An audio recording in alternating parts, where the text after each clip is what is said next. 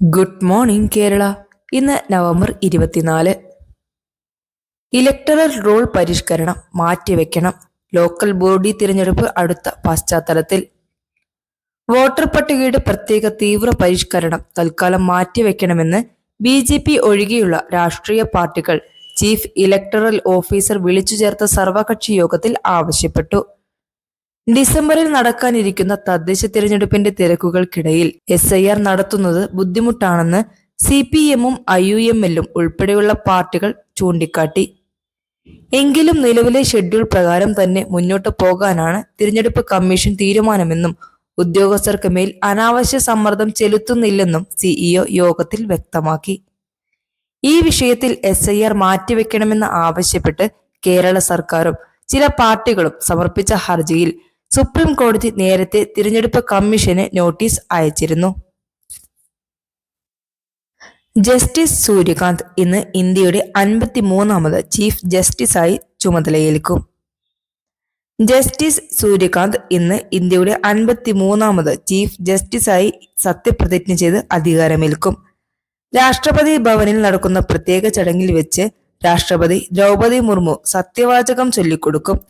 ചടങ്ങിൽ മുതിർന്ന സുപ്രീം കോടതി ജഡ്ജിമാർ, കേന്ദ്രമന്ത്രിമാർ, സർക്കാർ ഉദ്യോഗസ്ഥർ, വിവിധ രാജ്യങ്ങളിലെ നയതന്ത്ര പ്രതിനിധികൾ ഉൾപ്പെടെയുള്ള പ്രമുഖർ പങ്കെടുക്കും. പോലീസ് വീഴ്ച 7000-ൽ അധികം പരാതികൾ, നടപടിയെടുത്തത് ചുരുക്കം. സംസ്ഥാനത്ത് 2016 മുതൽ ലഭിച്ച പരാതികളാണ് പുറത്തുവന്നത്. സംസ്ഥാന പോലീസ് കംപ്ലൈന്റ് അതോറിറ്റി പുറത്തുവിട്ട കണക്കുകൾ പ്രകാരം 2016 മുതൽ കേരളത്തിലുടനീളം പോലീസിനെതിരെ 7000-ലധികം പരാതികളാണ് ലഭിച്ചത്. എന്നാൽ ഈ പരാതികളിൽ വളരെ കുറഞ്ഞ എണ്ണത്തിൽ മാത്രമാണ് അച്ചടക്ക നടപടിക്ക് ശുപാർശ ചെയ്തത്. അധികാര പരിധിയിലുള്ള പ്രശ്നങ്ങൾ, മതിയായ തെളിവുകളുടെ അഭാവം തുടങ്ങിയ കാരണങ്ങൾ ചൂണ്ടിക്കാട്ടി നിരവധി അപേക്ഷകൾ തള്ളിക്കളഞ്ഞു. കനത്ത മഴ മുന്നറിയിപ്പ്. തിരുവനന്തപുരം, കൊല്ലം ഓറഞ്ച് അലർട്ടിൽ. തീരദേശത്ത് അതീവ ജാഗ്രത. ഇന്ത്യൻ കാലാവസ്ഥാ വകുപ്പ് കേരളത്തിൽ കനത്ത മഴ മുന്നറിയിപ്പ് നൽകി. തിരുവനന്തപുരം, കൊല്ലം ജില്ലകളിൽ ഓറഞ്ച് അലർട്ട് പ്രഖ്യാപിച്ചിട്ടുണ്ട്. കൂടാതെ 5 ജില്ലകളിൽ യെല്ലോ അലർട്ടും നിലവിലുണ്ട്. തീരദേശങ്ങളിൽ കടൽ പ്രക്ഷുബ്ധമാകാനും ശക്തമായ കാറ്റ് വീശാനും സാധ്യതയുണ്ട്. മത്സ്യത്തൊഴിലാളികൾ കടലിൽ പോകരുതെന്നും തീരദേശവാസികൾ ജാഗ്രത പാലിക്കണമെന്നും നിർദ്ദേശം. ലൈഫ് സയൻസ് രംഗത്ത് കുതിച്ചുചാട്ടം. 3500 കോടിയുടെ ജീനോം സിറ്റി 2026-ൽ യാഥാർത്ഥ്യമാകും. സംസ്ഥാനത്തിന്റെ ലൈഫ് സയൻസ് ഗവേഷണ മേഖല എന്നിവയെ ശക്തിപ്പെടുത്താനായി 3500 കോടി രൂപയുടെ ജീനോം സിറ്റി പദ്ധതി അടുത്ത വർഷം ആരംഭിക്കുമെന്ന് സർക്കാർ പ്രഖ്യാപിച്ചു.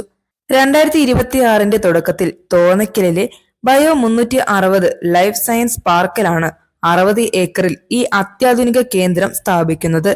ബയോടെക്, ഫാർമ, മെഡിക്കൽ ഉപകരണ കമ്പനികളുടെ ആസ്ഥാനമാകുന്ന ഈ പദ്ധതിയിലൂടെ ഏകദേശം 15,000 തൊഴിലവസരങ്ങൾ സൃഷ്ടിക്കാനാണ് ലക്ഷ്യമിടുന്നത്. 9 വർഷത്തെ ഭരണം, അത്ഭുതപൂർവമായ വളർച്ചയെന്ന് സർക്കാർ. കഴിഞ്ഞ 9 വർഷത്തിനിടെ കേരളം സുപ്രധാനമായ വികസന നേട്ടങ്ങൾ കൈവരിച്ചതായി മുഖ്യമന്ത്രി പിണറായി വിജയൻ പറഞ്ഞു. വിഴിഞ്ഞം തുറമുഖം, NH66 വികസനം, GAIL pipeline, life mission ഭവനം തുടങ്ങിയ വൻകിട പദ്ധതികൾ മുഖ്യമന്ത്രി തന്റെ പ്രസ്താവനയിൽ ഉയർത്തിക്കാട്ടി. അതീവ ദാരിദ്ര്യമില്ലാത്ത ആദ്യ സംസ്ഥാനമായി കേരളം മാറിയതും സർക്കാർ ഹൈലൈറ്റ് ചെയ്തു. എന്നാൽ പല സുപ്രധാന പദ്ധതികളുടെയും നടപ്പാക്കലിലെ കാലതാമസവും മറ്റു വിഷയങ്ങളും ചൂണ്ടിക്കാട്ടി പ്രതിപക്ഷ പാർട്ടികൾ സർക്കാരിനെതിരെ വിമർശനം തുടരുകയാണ്. Super league Kerala. Kozhikode FC 1ാം സ്ഥാനത്ത്. Super league Kerala, Kozhikode FC 1ാം സ്ഥാനത്ത്. ഫോർക്ക കൊച്ചിക്ക് ആദ്യ ജയം. സൂപ്പർ ലീഗ് കേരള പോയിന്റ് പട്ടികയിൽ 14 പോയിന്റുമായി കോഴിക്കോട് FC 1ാം സ്ഥാനത്ത് തുടരുന്നു. മികച്ച ഗോൾ വ്യത്യാസമാണ് അവർക്ക് മുൻതൂക്കം നൽകുന്നത്. തൃശൂർ മാജിക് FC ആണ് പട്ടികയിൽ 2ാം സ്ഥാനത്ത്. ഈ സീസണിലെ തങ്ങളുടെ ആദ്യ വിജയം ഫോർക്ക കൊച്ചി സ്വന്തമാക്കി. കണ്ണൂർ വാരിയേഴ്സിനെതിരെ 4-1 അവരുടെ വിജയം. ദക്ഷിണാഫ്രിക്കൻ പര്യടനം. ഏകദിന T20 പരമ്പരകൾക്കുള്ള ഇന്ത്യൻ ടീമിനെ പ്രഖ്യാപിച്ചു. KL Rahul captain. വരാനിരിക്കുന്ന ദക്ഷിണാഫ്രിക്കൻ ഏകദിന T20 പരമ്പരകൾക്കുള്ള ഇന്ത്യൻ ടീമിനെ പ്രഖ്യാപിച്ചു. ഏകദിന പരമ്പരയിൽ KL രാഹുലാണ് ടീമിനെ നയിക്കുക.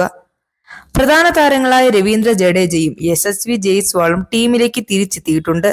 ഈ പര്യടനത്തിൽ 3 ഏകദിന മത്സരങ്ങളും 5 T20 മത്സരങ്ങളും ഉൾപ്പെടുന്നു.